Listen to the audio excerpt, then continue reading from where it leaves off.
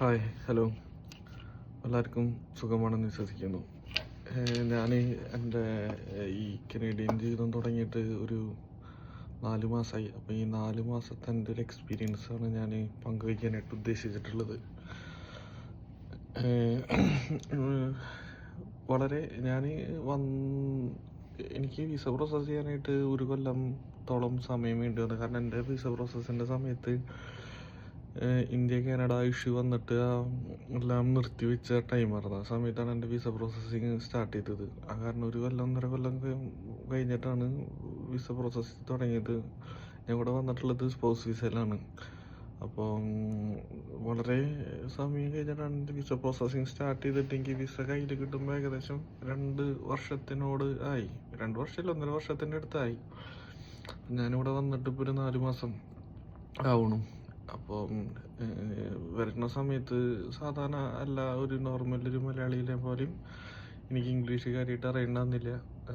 A to Z ഞാൻ സ്ക്രാച്ചിൽ നിന്നാണ് ഇവിടേക്ക് കയറി വരുന്നത്. എന്ന് വെച്ച് കഴിഞ്ഞാൽ എനിക്ക് ഫസ്റ്റ് എയർപോർട്ടിൽ പോണതും ഫസ്റ്റ് ഫ്ലൈറ്റിൽ കയറണതും ബാക്കി കാര്യങ്ങളൊക്കെ എൻ്റെ ഫസ്റ്റ് എക്സ്പീരിയൻസ് ആയിരുന്നു. യാതൊരു എക്സ്പീരിയൻസും കാര്യങ്ങളും ഇല്ല.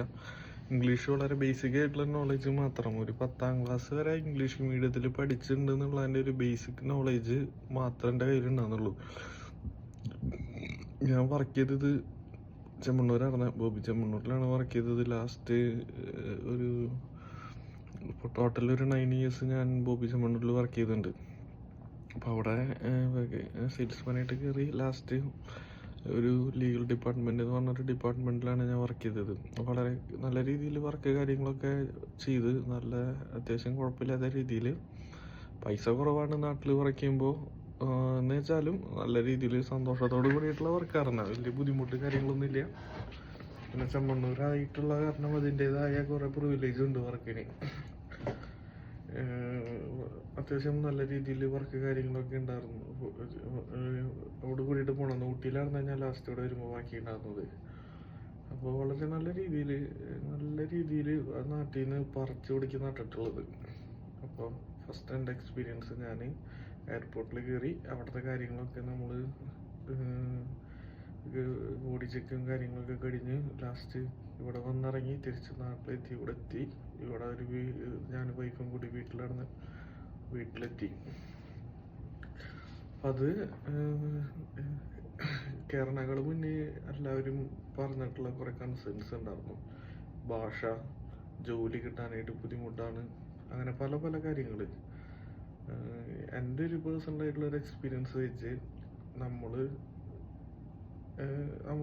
ട്രൈ ചെയ്താൽ ഞാൻ ഇവിടെ എത്തിയിട്ട് 10 ദിവസത്തിനുള്ളിൽ എനിക്കിവിടെ വർക്ക് കിട്ടി.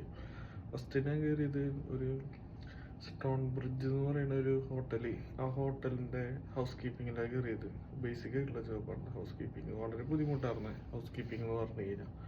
അത് കഴിഞ്ഞ് ഒരു 10-20-25 ദിവസത്തിനുള്ളിൽ എനിക്ക് വേറൊരു ഹോട്ടലിൽ കിട്ടി. ഇവരുടെ തന്നെ മാനേജ്മെൻറ്റിൻ്റെ അണ്ടറിലുള്ള ഒരു ഹോട്ടൽ, ഡെയ്സിൻ എന്ന് പറഞ്ഞിട്ട്, ഡെയ്സിൻ ബൈ വിന്ദ എന്ന് പറഞ്ഞിട്ടുള്ള ഹോട്ടലാണ്. അപ്പോൾ അവിടെ ഞാൻ ഹൗസ് കീപ്പിങ്ങിൽ തന്നെ അങ്ങോട്ട് തന്നെ മാറ്റിയത് ഫസ്റ്റ്.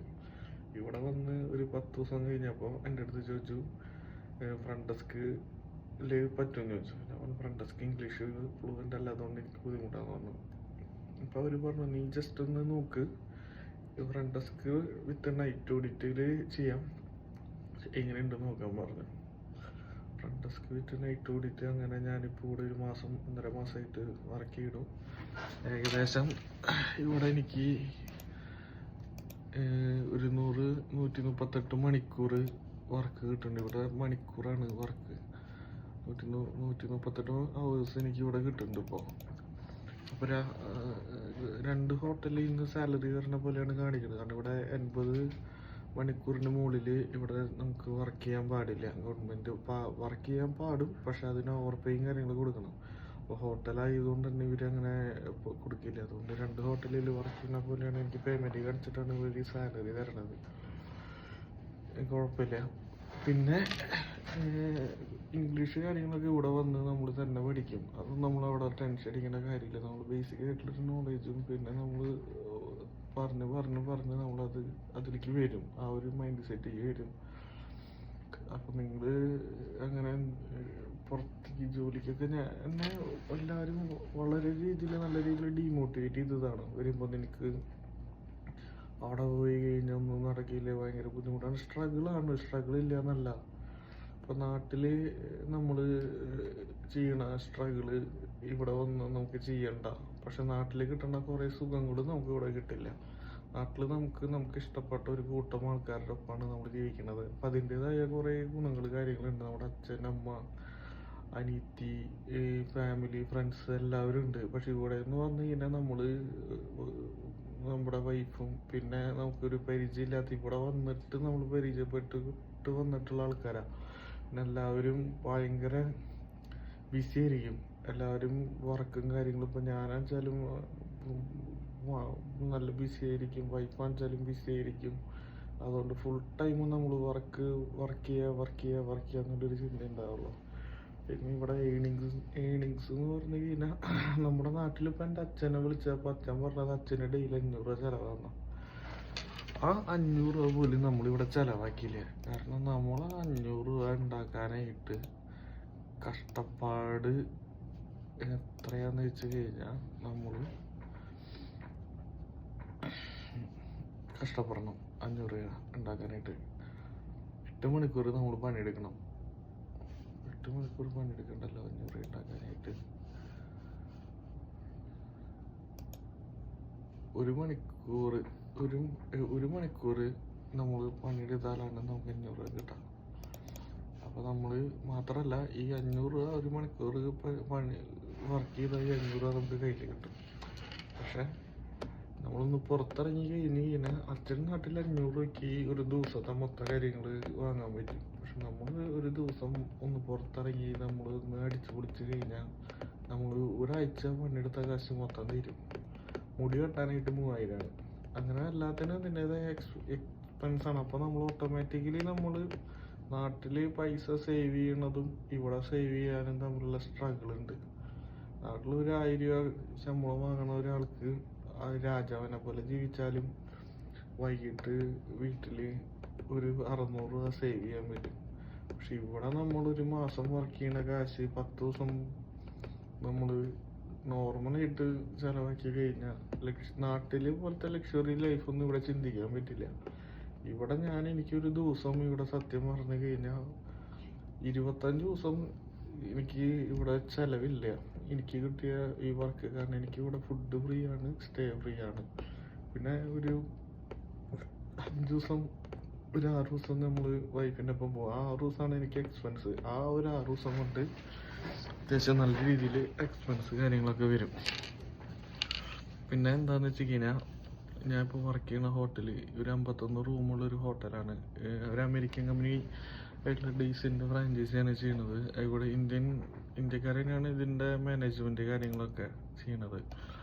ഒരു റൂമിന് ഇവിടെ ചാർജ് എന്ന് പറഞ്ഞു കഴിഞ്ഞാൽ 120 CAD-ആണ്. 120 CAD എന്ന് പറഞ്ഞു കഴിഞ്ഞാൽ 7200 രൂപയാണ് ഒരു റൂമിന് ഇവിടുത്തെ ചാർജ്. അങ്ങനെ ഒരു 49-50 റൂം ഇവർ ഡെയിലി സെയിൽ ചെയ്യുന്നുണ്ട്. അതായത് 3,60,000 രൂപയാണ് ഇവിടുത്തെ ഒരു ദിവസത്തെ വരുമാനം, ആവറേജ് വരുമാനം. അപ്പോൾ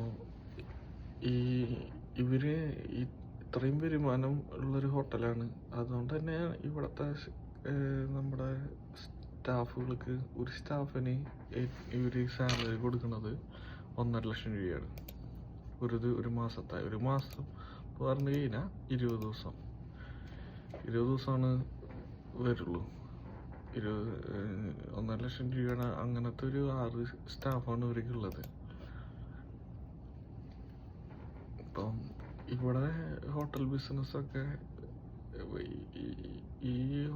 ഇവിടുത്തെ ഈ ഹോട്ടൽ ബിസിനസ് റൺ ചെയ്യുന്നത് മൈനുകളെ ഡിപ്പെൻഡ് ചെയ്തിട്ടുള്ള ഹോട്ടൽ ബിസിനസ്സാണ് ഇവിടെ റൺ ചെയ്തുകൊണ്ടിരിക്കുന്നത്.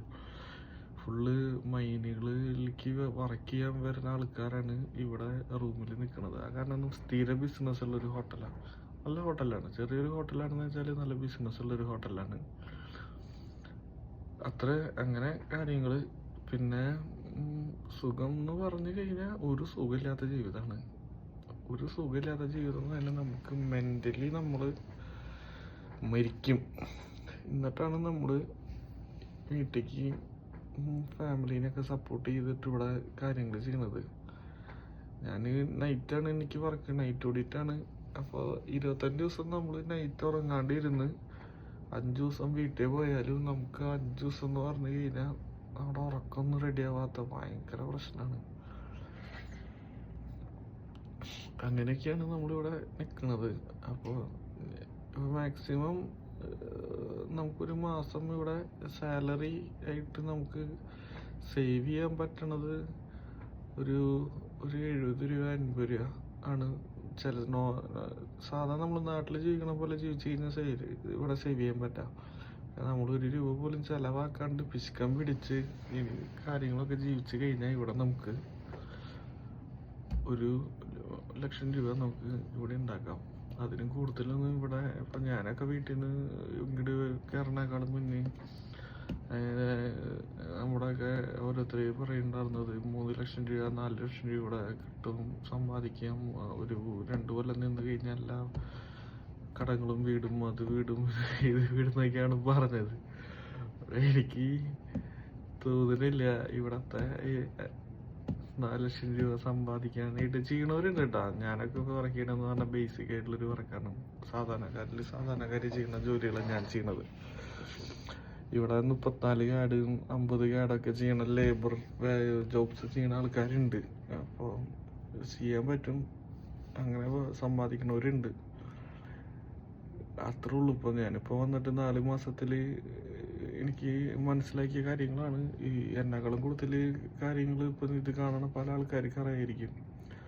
ഞാൻ വെറുതെ എനിക്കിതൊക്കെ ഉണ്ടാക്കിയിടണം. അപ്പോൾ നിങ്ങളിപ്പോൾ ഇവിടേക്ക് വരുന്നുണ്ട്, സ്പോർട്സ് വിസയിൽ വരുന്നുണ്ടെന്ന് വെച്ച് കഴിഞ്ഞാൽ നാട്ടിൽ 1,00,000 രൂപയൊക്കെ ശമ്പളം വാങ്ങണവരാൻ ചെയ്യുന്നെങ്കിൽ ഞാൻ റെക്കമെൻഡ് ചെയ്യില്ല വരാണ്ടിരിക്കാനായിട്ട്.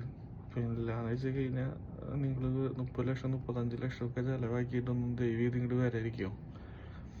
ആ പൈസ ഉണ്ടെന്ന് വെച്ച് കഴിഞ്ഞാൽ നമുക്ക് നാട്ടിൽ തന്നെ നിൽക്കാം. 35,000 രൂപ നമുക്ക് മാസം പലിശ കിട്ടും. 35 ലക്ഷം രൂപ നമ്മൾ ഒരു ബാങ്കിൽ ഫിക്സഡ് ഇട്ട് കഴിഞ്ഞാൽ.